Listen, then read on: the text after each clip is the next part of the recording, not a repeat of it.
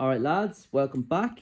Part 2 of this 4EFTE started rebuild.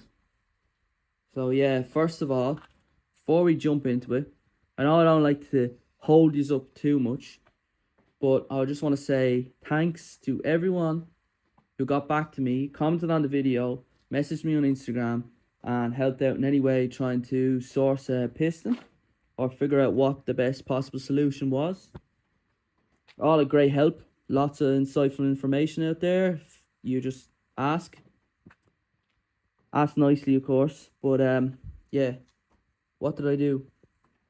So, not much has changed really. Same pistons, same rods. No forged stuff going on here. But what I did discover is I have a GT engine. Whether it's the original one or not out of the car, I don't know. Maybe it is, but it's definitely a GT engine. So GT engine con rods are thicker. I don't know why. That's just Toyota's doing. Maybe they wanted to make the Glanza have lighter con rods. Maybe thought it didn't need the overdone connecting rods. Who cares? Anyway. So what I've done here, just laid it out here for you so you can see. On the right here is clearly the Glanza rod. The same length, exact same rod really, just bar the GT. This is a second GT one that I got another set of, and I also got a set of the Glanza rods as well. I'll go into that now, but yeah, clear difference, clear as day. So that's good, because I'm planning to go for more boost, more power, so I thought that was good enough that I wouldn't have to go by forged con rods and go down that route, and I could just stay with the original pistons and rods. Now you're asking me, how do I know if I have a GT engine without taking out the rods and pistons? Well, I found this out as well, and I can prove it. Well, sort of prove it anyway. So, got the Glanza short block here, and I got the GT short block, or just block here. And one noticeable difference, and apparently is a real true thing, if you have a GT engine, you should have a stud here and a stud here for the sump. So instead, on the Glanza, you just have a ring of bolts. Now that could be fact, that could be fiction. I'm pretty sure it's fact, but I would like to test that theory out. If anyone knows, comment on the video, let me know. Well, that's just a rumor I heard anyway. Sounds plausible to me. Sounds like, I mean, I've got the Glanza engine here, I've got the GT engine here, so what do you think? Let me know in the comments, lads, if that's a real thing or not. Well, yeah, lads, obviously, as I'm swinging the camera around, you might have noticed there's a lot of bits to go into this car. Some new, some old, some tried and tested, some not so known. We'll be trialing it ourselves. But anyway, still going with the TD04 turbo with the Weber manifold kit.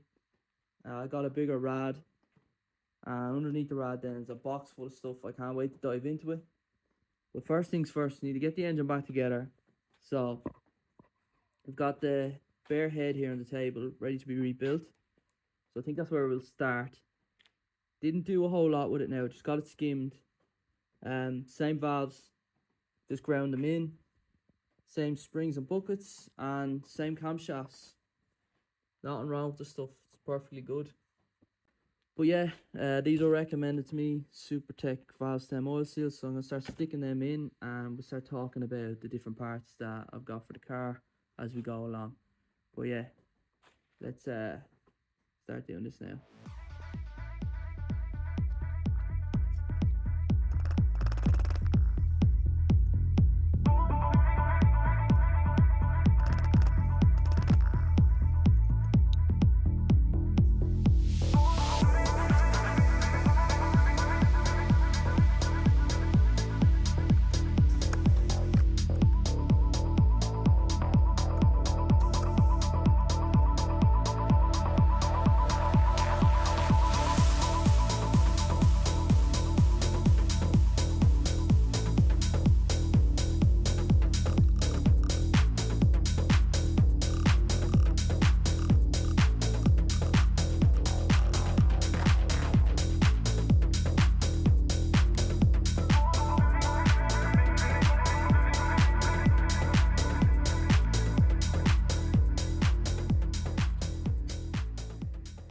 the valves are back in.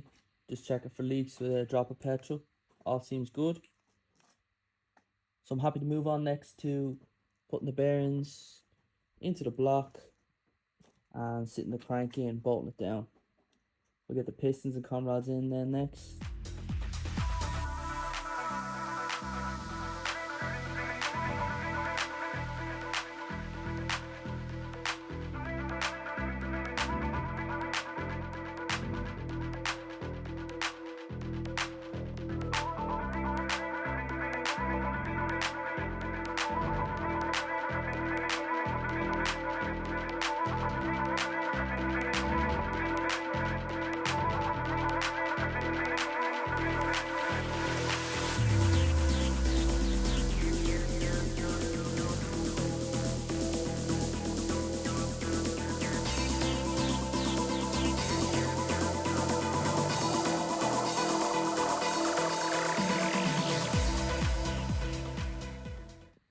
Okay, next step then, measuring the ring gap. They're all within spec. Clearances I have here, printed off from gtturbo.com. Take a screenshot of that if you can't get onto their website. But yeah, I've just started putting the piston rings on then. The oil scraper and the second ring on here. This is the brand that I'm using, MPR. They came from Flows. And the bearings that you see me putting in for the crank are the ACL bearings, also from Flows.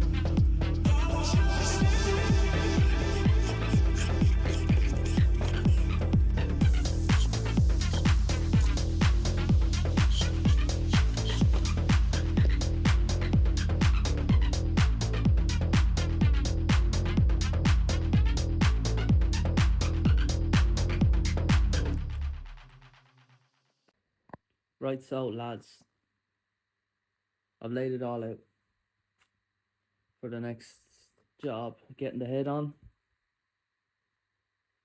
But yeah, I gave the block a bit of a paint. She looking good. She looking good. But yeah, I'm ready to put the head on basically. But I went ahead and got the Cometic head gasket kit after the last video, and everyone's seen I was going to use this Athena head gasket, but so many people messaging me telling me not to use it, that they've had bad experiences before using this, that they always blow. So I just bit the bullet and just got the Cometic head gasket. I listened to you guys, so thanks for making me buy things that I probably didn't really need. But anyway, but yeah, seeing as we've got both the head gaskets now, it'd be interesting to compare the two. So going on cost price, this one was €150, which is a lot of money for a gasket. This one was €100. Let's take them out. So the Cometic one, this is the one you guys all recommended.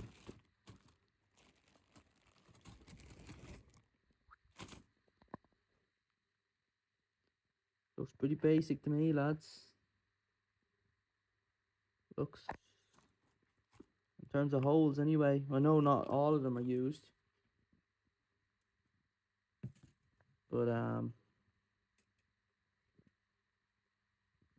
pretty much like the OEM one, just obviously it's multi-layered steel.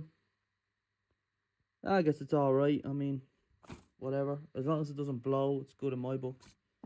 The Athena one then, the cursed ones, you guys all hated on. They're definitely different. I don't know. Anyway, I'll go with the Kinetic one because that's what you guys recommended.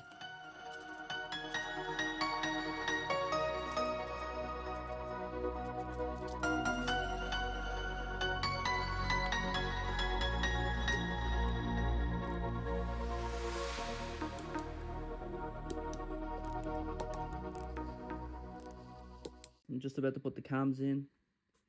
And I wasn't going to talk about this too much, but I just want to mention that when you're fitting the 4AGE head studs, you have to mill out in between the buckets here, the valve buckets. As you can see, I've done it. It's a bit crude. Just go at it with a die grinder.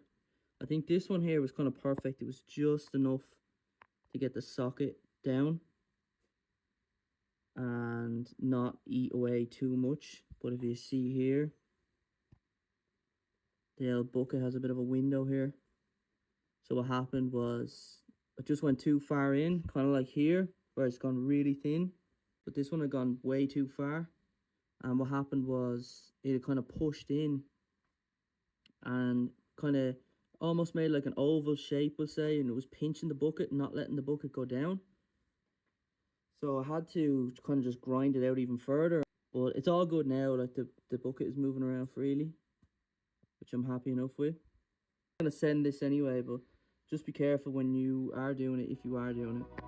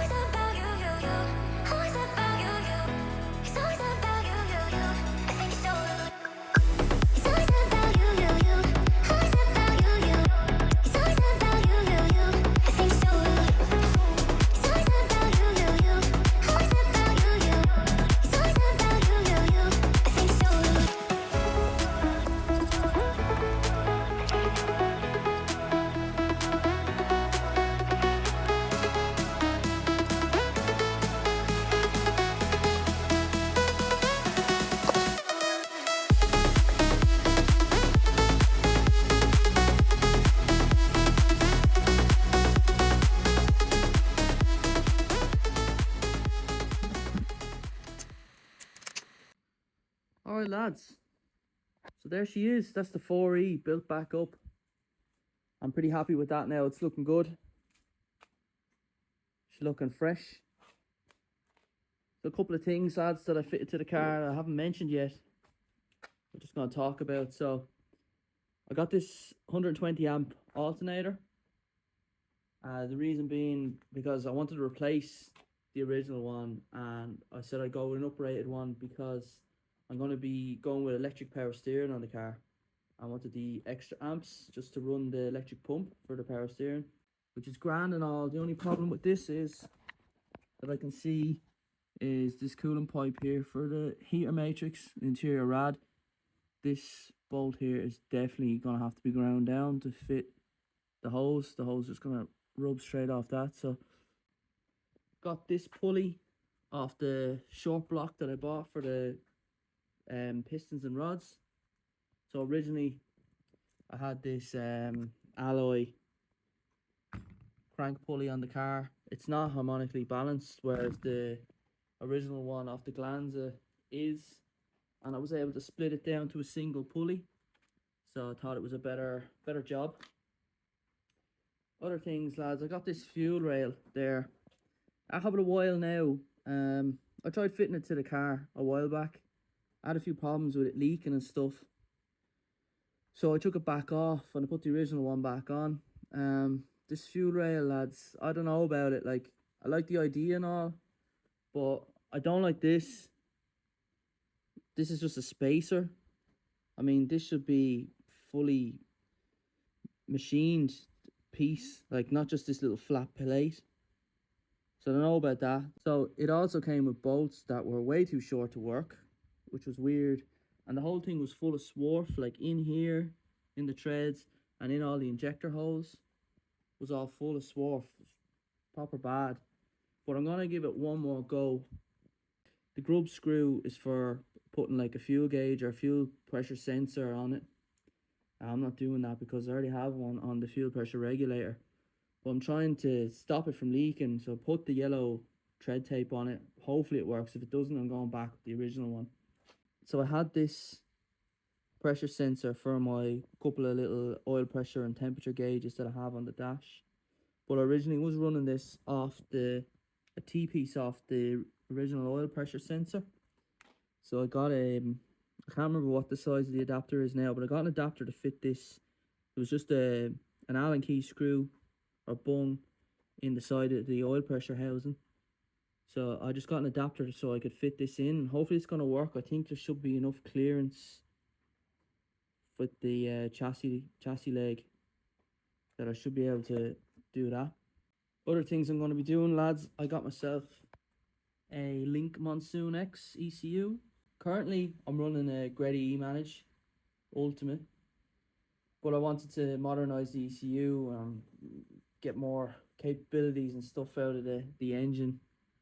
So I went ahead and got one. I'm excited to fit that now. I don't know what I'm going to do with the wiring loom. I'll have to figure all that out. But I also want to upgrade the injectors. So at the minute I'm running these Denso 350cc injectors. They're okay. I think they're real ones. But I'm going to upgrade it to the Bosch 550cc injectors when I fit the ECU. That's the plan anyway.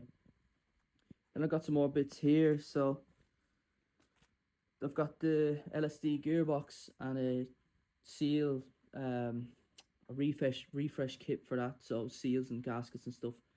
I'm gonna replace some of them. I've got the electric power steering pump out of an Astra here, so that'll be coming up in a future video fitting that.